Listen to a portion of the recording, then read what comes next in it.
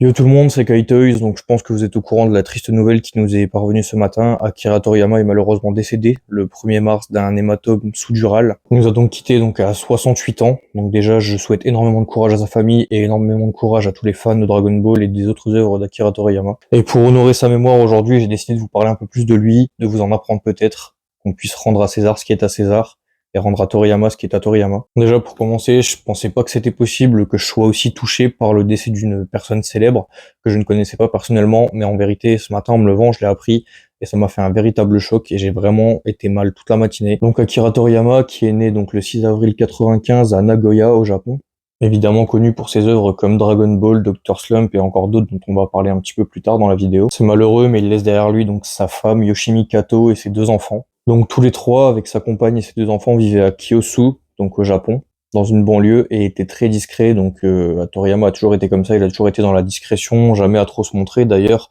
lors de sa remise de titre en 2019 du Chevalier des Maîtres de l'Ordre des Arts et des Lettres, il n'était pas présent en personne, il a préféré du coup être plus discret et rester chez lui à ce moment-là. Mais Toriyama était également chara-designer, donc notamment sur des jeux vidéo comme Dragon Quest, Blue Dragon, mais également Chrono Trigger, pour ceux qui connaissent. Donc de ce qu'on sait, Toriyama était également passionné de mécanique, donc de véhicules automobiles et de motos, donc cette passion il l'a hérité de son père, qui pratiquait la moto et qui a été également exploitant d'une société de réparation automobile. Et pour rejoindre cette passion donc des véhicules, il était aussi passionné de maquettes en plastique à construire, donc notamment des chars militaires, des motos, des voitures évidemment forcément. Et c'était aussi un très grand fan de films d'arts martiaux dont il s'inspirait beaucoup pour ses mangas, notamment les films de Jackie Chan qu'il adorait regarder en boucle pendant qu'il écrivait Dragon Ball justement. Au-delà des maquettes et du coup des véhicules, il était aussi également passionné d'animaux, il en avait beaucoup quand il était jeune, notamment beaucoup d'espèces d'oiseaux, de lézards et même des punaises, aussi étonnant que cela puisse paraître. Je vous disais tout à l'heure que Toriyama n'était pas du genre à se montrer, qu'il était plutôt discret et du coup souvent il se cachait derrière cette mascotte donc qu'on appelle le Toribot, que l'on peut retrouver dans certains plans, donc dans Dragon Ball, dans le manga.